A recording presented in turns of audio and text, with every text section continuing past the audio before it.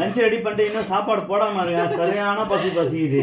நீ என்ன நீ டக்குனு போடு. வாழைக்காய் பொடி மாஸ். ஐயோ சாரி, வாழைக்காய் பொடி மாஸ். பரவாயில்ல, சாட போறது தானே இது. பிரிஞ்சால் ஃப்ரை. இந்த பெரிய என்னது பெரிய கத்திரிக்காய் வரும்ல, அந்த ஃப்ரை பண்ணியிருக்கோம். அதுக்கப்புறம் பருப்பு தாளிச்சிருக்கோம். எதுக்கு அது பருப்பு தாளிச்சிருக்க வந்து பாலக்கீரை சப்பாத்தி.